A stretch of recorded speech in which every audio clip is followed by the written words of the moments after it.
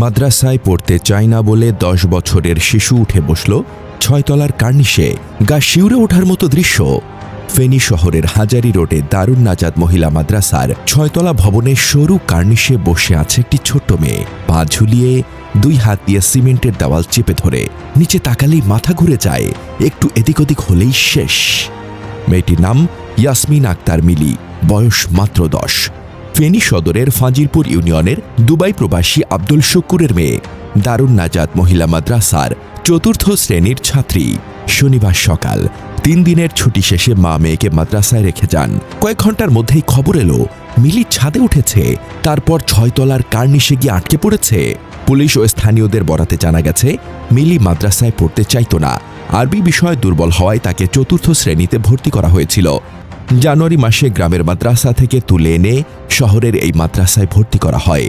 থাকতে না চেয়ে সে পালানোর চেষ্টা করে। সকাল 11:30টার দিকে সে 7 তলা ভবনের ছাদে ওঠে। সেখান থেকে নিচে নামার চেষ্টা করতে গিয়ে এক পর্যায়ে 6ষ্ঠ তলার সরু কার্নিশে গিয়ে আটকে যায়। জানালায় রড থাকায় ভেতর দিয়ে বেরোনোর কোনো সুযোগ ছিল না, তাই ছাদ থেকেই নেমে কার্নিশের ওপর বসে পড়ে। স্থানীয়রা তাকে সেখানে দেখতে পেয়ে পুলিশকে খবর দেন। খবর পেয়ে মা ছুটে আসেন। নিচে মানুষের ভিড় জমে যায়।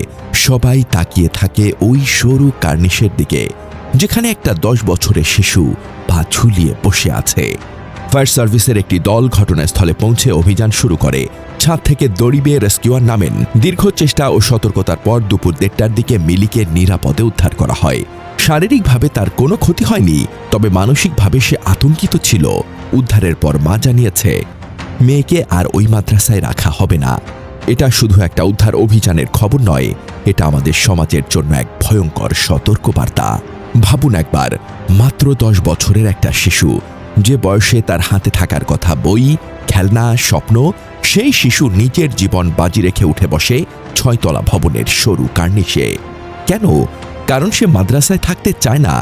এই চায় না কথাটা আমরা কত সহজে উপেক্ষা করি। আমরা ভাবি এখন না চাইলে পরে ঠিক হয়ে যাবে। ছোট মানুষ কি বোঝে? আমরা ভালো বুঝি, কিন্তু বাস্তবতা কি তাই? যখন একটা শিশু নিজের ভয়, অস্বস্তি, অস্বীকৃতি বারবার প্রকাশ করে আর আমরা তা শুনি না, বুঝি না, তখন সেই চাপ, সেই ভয়, সেই অস্বস্তি একসময় বিস্ফোরণ হয়ে বের হয়।